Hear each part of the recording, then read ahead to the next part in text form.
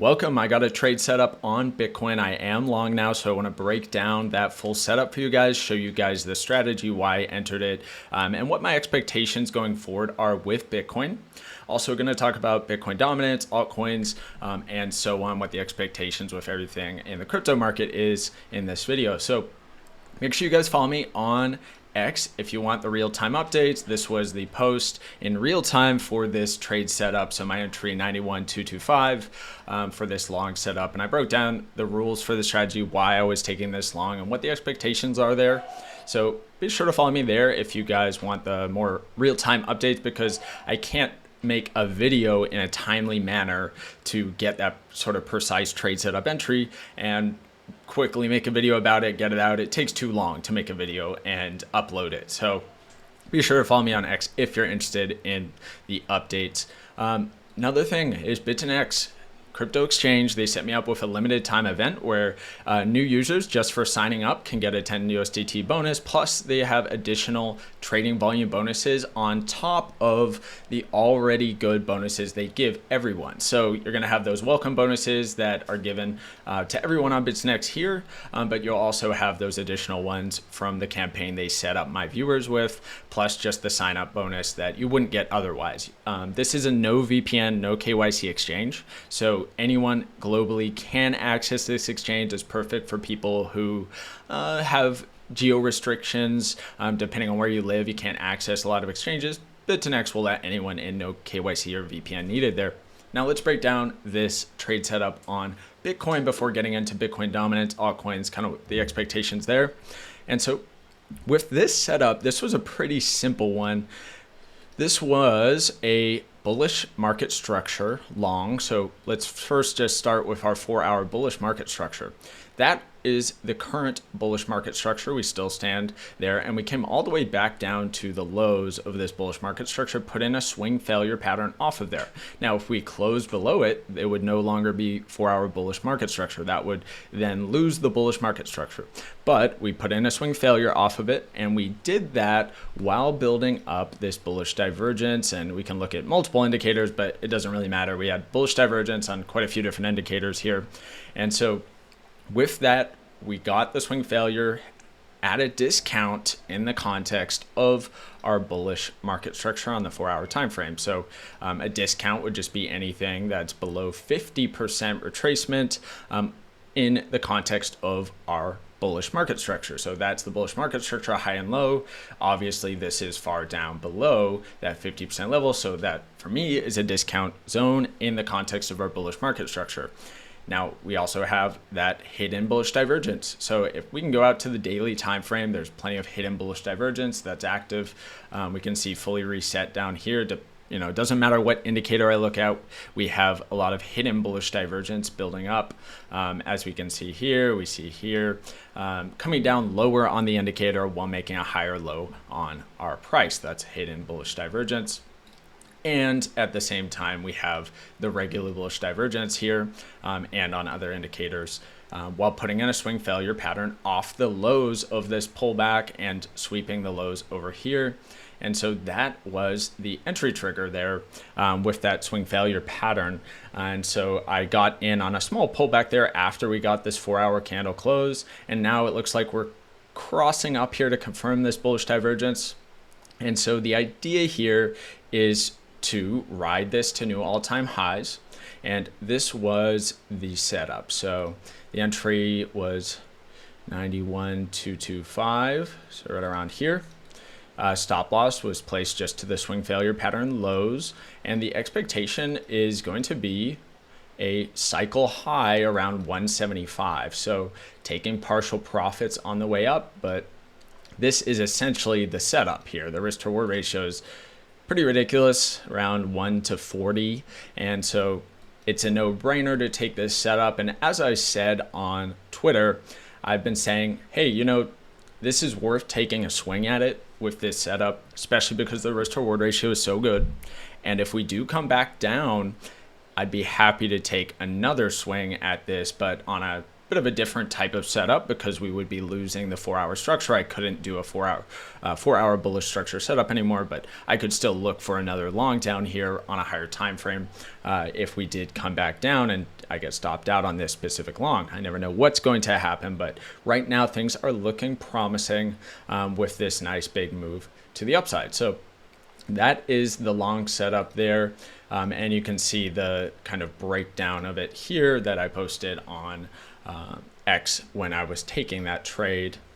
And also, we can take a look at Bitcoin dominance. So Bitcoin, while I'm expecting that we're pretty much good to go for upside here, we can see that the Bitcoin dominance has been kind of stagnant up here, just going sideways. So Bitcoin has shown some more strength on this specific move up in the shorter term, just throughout this move right here. But I'm thinking that we're getting pretty close to the next move down on Bitcoin dominance, because remember, made video about this, we lost the weekly structure of this uptrending move. And so from that, the expectation is going to be a lower high and a lower low. So that means here, lower high compared to that high, and then continuing down below this low here for another move. And that should send our altcoins flying when that time comes. So the fact that this has already pulled back quite a ways in the context of this weekly bear structure tells me that we're probably pretty close to that next move down. If we just want to do a Fibonacci here, you can see that we did pull back nearly to the 786, but it's at the point where it's likely that we're pretty much done with upside on Bitcoin dominance. It doesn't mean it can't chop around a bit, but to expect another move down is going to be the main idea here with Bitcoin dominance, and that will help us get going to the upside for the next major trending moves on altcoins. And so while I am expecting Bitcoin to also have its final blow off top move, I'm also expecting, once we get going to the downside with Bitcoin dominance, that altcoins will greatly outperform. And so let's take a look at altcoins real quick here. And I've been talking about on X these 3-wave corrections, how I'm thinking that's pretty much it. And for the most part, we did not make new lows on altcoins like we did on Bitcoin. And I think it's because they already put in these full 3-wave corrections. Bitcoin kind of was stagnant while a lot of altcoins went down pretty hard. And so that's likely why on this final push to lows of the Bitcoin pullback, we didn't see many alts make new lows at that same time. So I'm thinking we're done with pullbacks on altcoins as well, expecting that we get going to the upside. So you can see CRV as well. We already got such a significant pullback that we didn't even come back down for new lows like Bitcoin did. Let's take a look at Filecoin. Same thing here, this kind of big 3-wave correction. ARB was weaker, did come down and sweep the lows again. Looks like we just came down to take this low. And then that's pretty much it. HBAR has been holding up really well. And so the expectation is still going to be full trending continuation moves on altcoins, and the idea is that we are pretty much there. We're very close. I'm expecting that that was the low on Litecoin. I've been saying that since the bottom here, that I'm thinking that was pretty much it for this correction. So this 3-wave correction before getting going to the upside for our next major moves. And for Litecoin specifically, if you guys have been following me, very bullish on Litecoin because it's Bitcoin pairing has built up a monthly time frame bullish divergence. So I'm really expecting that we see new all-time highs and far beyond with Litecoin, and pretty soon. So expecting that we do get going to the upside very soon with alts. Just need to see that we get going to the downside on Bitcoin dominance. And I'm thinking that's pretty soon here with this pullback being mostly complete. So Bitcoin, let's take a look on a higher time frame.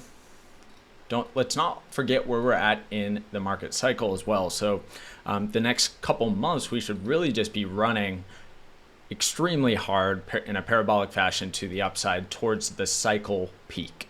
And so to get positioned is now at a discount is ideal for that capturing of the large trending move.